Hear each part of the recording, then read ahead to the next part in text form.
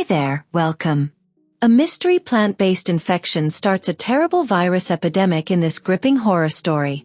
Sick people go through terrible metamorphosis, their broken bodies combining with moss, flowers, even trees to create hideous hybrids of nature and death. Often lurking in wait to strike, these skeleton zombie-like entities known as the reclaimed fit quite well in woodlands and overgrown environments. Some see this as nature's payback against humans for environmental damage. Ethan, a young guy devoid of past, wakes in a wrecked car years after the epidemic. He remembers bits of an automobile accident he had while driving with Emma, his girlfriend. Disoriented, he searches for her among the ruins of a once decertified metropolis only to discover it strangely vacant. Then he comes upon a truck carrying a man clutching a rifle. Ethan begs his case and shows his amnesia. But one of the early signs of the virus is memory loss. Thus the careful man chooses not to take any chances. A gunfire from the shadows knocks him down before he can launch himself. Suddenly removing the remaining passengers of the truck, a mystery woman appears. Emma warns Ethan of the danger hiding in the wilds, even as he says he is looking for her. Ethan muses over the accident, their trek to the lake, their final time together as she tries to restart the abandoned truck and clear the bodies. She asks Ethan for assistance as she transports the dead, but before he can help, tiredness consumes him and he falls, leaving the mysterious woman to handle by herself. Moments later, Ethan wakes up in a strange room not knowing how he got there. He treads carefully down the stairs and finds the enigmatic woman who saved him. She names herself May. Her eyes widen with concern when Ethan talks of amnesia. She presents him new clothes, a small yet consoling act. Ethan says Emma and he had packed supplies and intended to ride out the viral apocalypse in a remote cottage they had set aside. Emma most certainly is waiting for him there right now, he insists. She tells Ethan not to touch anything before leaving the room, therefore exposing her house as rigged with protection's trap system. As Ethan walks outside pondering about May's actual character, curiosity wins out. Looking about him, he finds a reclaimed whose physique is exactly matched with the environment. May introduces the zombie as Myrtle as she busies herself with a solar power generator. Warning Ethan not to approach as long as he stays his distance would Myrtle not attack. Eager to be of service, Ethan claims generator knowledge. Surprising confidence, he repairs the generator, leaving May stunned and discounting her questions. Ethan asks May whether she ever gets lonely since he knows the house is far into the wilderness. She says jokingly that Myrtle is company. May bolts the door as they return inside, surprising Ethan. She tells him she doesn't intend to kill him, teasing him that if she tried he could readily overwhelm her. May abruptly grabs a gun and hands it to Ethan, challenging him to shoot her. Startled and confused, Ethan declines, not sure he understands her goals. Then May shows the twisted catch. He would have perished right away if he had pulled the trigger, as her design of the pistol is especially unique. Later, Ethan pedaling a bike creates kinetic energy while helping the solar batteries be recharged. May encourages him to dance as music plays in the background, but seeing his unease, she offers a game of cards instead.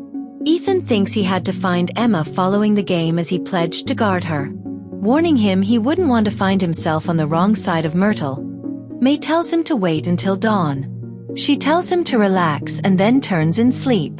Ignoring May's advice, Ethan leaves carrying a metal bar for defense against any reclaimed. Hoping to locate Emma, he slips into the solar truck and drives off into the darkness toward the cabin at Candle Lake. When he gets to Candle Lake, instead of Emma he finds a mother and her son sheltering in the darkness. The woman disarms Ethan with a gun because she feels scared by his presence and demands his intentions. He assures her he means no damage and is just looking for his girlfriend. They suddenly hear approaching footsteps. One is reclaimed. They dash to close the entrance just in time, but the tired, outdated barrier cannot last very long. The woman struggles to break away and the reclaimed explodes through capturing her. Ethan grabs the woman's gun among the confusion, but to his dismay, it is empty. Desperate, he grabs a hammer from the ground and repeatedly hammers the regained skull, at last releasing the woman from its grasp. They then strengthen the door to stop other reclaimed from getting in, but Ethan is shocked to find the attacked reclaimed still moving even with its crushed head. Seeing Ethan poses no threat to her family, the woman introduces herself as Jolene. She concedes Ethan would have been killed if the gun had been loaded. Intrigued about the bandage on his arm, Jolene probes him about his injuries. Ethan says he was in an accident and Emma, his doctor girlfriend, had bandaged the cut. Jolene says she has spent weeks in the hut and only observed plant-infected organisms. Ethan says Emma will most certainly show up as this is their assigned place. Moments later, Ethan falls asleep while Jolene stands guard. Covering in blood, he wakes up the next morning perplexed about what had happened. Jolene is laying in a pool of blood with already growing plants from her body. Knowing she had contracted it, he runs into the forest. He tries to gather his breath and notices Sam, Jolene's son, is a reclaimed feast. His amnesia is triggered by the horrific incident, therefore wiping his memory back to the accident with Emma. He is in a trance and sees a deceased lad with frayed clothing. Strangely close. He wonders who the lad might be. Abruptly in a panic, a woman with a mutant blood-covered jaw runs toward him. She attempts but cannot talk. Ethan finds it difficult to identify her as the recaptured lady feasting on Sam. A gunshot abruptly ends their conversation, sending the woman sliding off the bridge carrying a bullet in her skull. May shows up stating the woman is no more human. Realizing Ethan's amnesia has returned, she again introduces herself. Emma messages them saying Ethan's amnesia is getting worse, but the phone dies because of an exhausted battery, so aggravating Ethan. May assures him she can charge the phone at her house, therefore soothing him. As the solar truck is now empty and useless, they ride a bike to May's residence. As he passes a gas station, flashbacks of a time he shot a thief, trying to attack Emma grazed his memory, but he is cut short when he collapses, jolting back to reality. Thinking it's another amnesia relapse, May repeats her normal introduction but Ethan tells her he's good. Once at May's house, they find evidence of a break-in. Looking about, they find a man hiding under a bush. Claiming he discovered the house while looking for his wife, Tom, the man breaks in believing it to be abandoned in heat of the apocalypse. Skeptical, May disarms him as Tom claims he just has one gun and wants no conflict.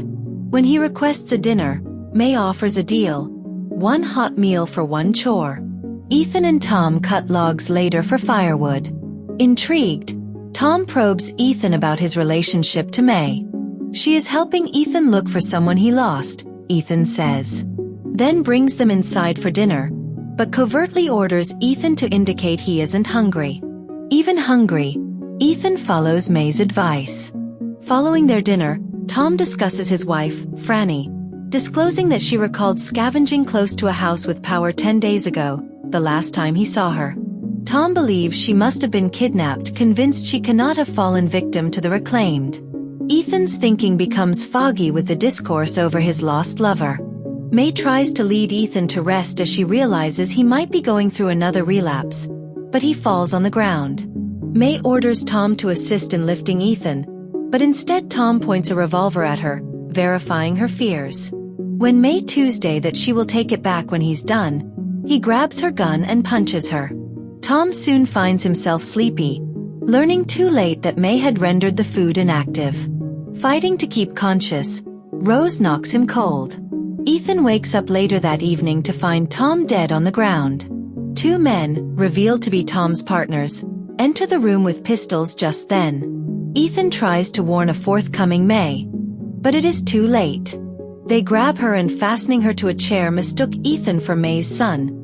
They threaten to shoot him to break her emotionally. But Tom comes to consciousness right in time to stop their scheme. Tom suspects May has done the same to Emma and intended to kill her as well when she drugged her. Accusing May of abducting and maybe killing her wife, Franny confirming they will kill May if they uncover proof, he exhorts Ethan to investigate the house with him. Ethan finds Emma's locket validating Tom's theory. They also discover a beaded necklace belonging to Franny, confirming she had been there, in a bag including May's trophies from her victims. Seeing enough, Ethan confronts May carrying a gun. May says Emma is dead but disputes killing her.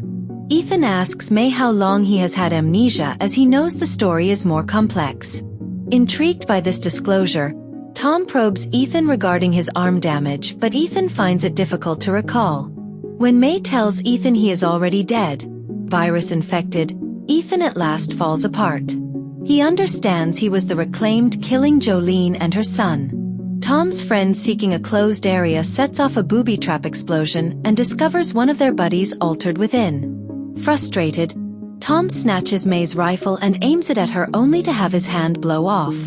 Ethan's reverted impulses are triggered by blood, hence he attacks and feeds on Tom. Ethan attempts furiously to throw the human meat from his system once more, but May promises him he won't remember. Ethan's memories vanish the next morning. He wakes up. May returns as a buddy, and they walk out into the wilderness hunting together. He discovers the bandage around his arm. Hunting closely, observing images of his past flash before him, let him notice the color of the heart Emma had sketched on the bandage changed. Not sure if May is really a buddy, he raises his revolver at her. May says she ran out of red markers and admits she changed the colors. She says he needs to be fed soon and there is not time to explain. He removes the bandage just then, verifying that plants already growing from the damage are confirmed, and remembers being bitten by the creature he shot as it was aiming Emma. May admits she has been keeping him fresh and sane by feeding him new human flesh, therefore stopping the process of reclaiming metamorphosis. Her disclosure sets off memories of Emma being also compelled to kill others in order to feed him, since the biting event stopped his transformation. His heart melts as he realizes May and Emma are the same person, given the length of time she must have been working for. Emma says his youth is kept as long as he does not completely change and eat consistently. The illness also causes amnesia, so his memories fade. Heartbroken by her situation, Ethan shoots himself in the head trying to ease her suffering, but quickly finds the bullet cannot kill him. Emma calls off his attempt at another shot. Locking lips in the process, they say they love one another. She bites his lip, causing blood during kissing. Realizing his taken-back impulses, he tries to shove her away. Emma tells him to keep on, admitting she is letting go. The film closes with both of them clasping hands following her metamorphosis.